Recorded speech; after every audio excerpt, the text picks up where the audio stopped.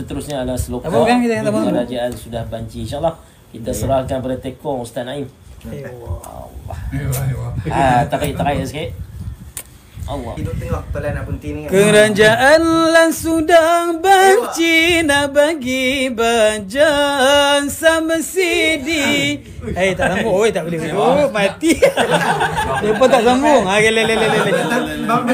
Sampai hak kami dah sambung. Oh tu panjang aku. Panjang Kerajaan lan sudah banci nak bagi baja sama sidi. Kerajaan lan sudah banci nak bagi baja sama sidi. Dia hantar Allah dengan lori, kadang petang Allah kadang pagi. Dia suruh lagu buah padi setahun 2 kali.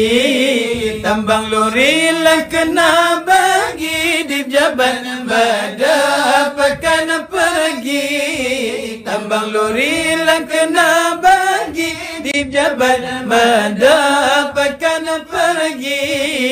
Ada benda dia tak bagi, tapi kemudian bagi. Ada hutang dia tak bagi, tapi kemudian bagi. Kerajaan dia nak tolong, habis tinggi lepas tengah relong. Kerajaan dia nak tolong, habis tinggi lepas tengah relong. Anak bendang anak kampung juga panggalah sama pelung. Anak bendang hadapan untung, empatkan piala 1 elung. Anak masing lepaskan tanggung, dah tak larat anak bini tolong. Bini tolong, bini tolong, dengar kita suruh. Umpang menanam menjaga padi 3-4 syarat di tanah payah, di tanah darat ayak dalam tabur baja dicampur uban dapat padi. Tak kena sukan, kena kira guni, wajib keluar zakat. Upah menanam orang luar, bahai orang kena bayar. Upah menanam orang luar, bahai orang kena bayar. Pakai kain, pakai selok, kena turun dalam air.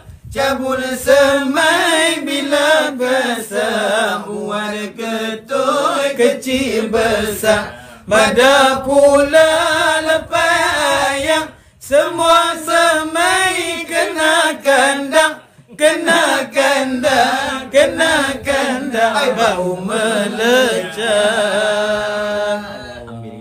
Ambil mesin cepat sekali, tuan padi duk tunggu lori. Ambil dengan mesin cepat sekali, tuan padi duk tunggu lori. Penuh padi dia bawa pergi, timbang petang ala timbang pagi. Penuh padi dia bawa pergi, sudah timbang dia buang padi. Bawa sama buku saksidi, bawa sama dengan kerani.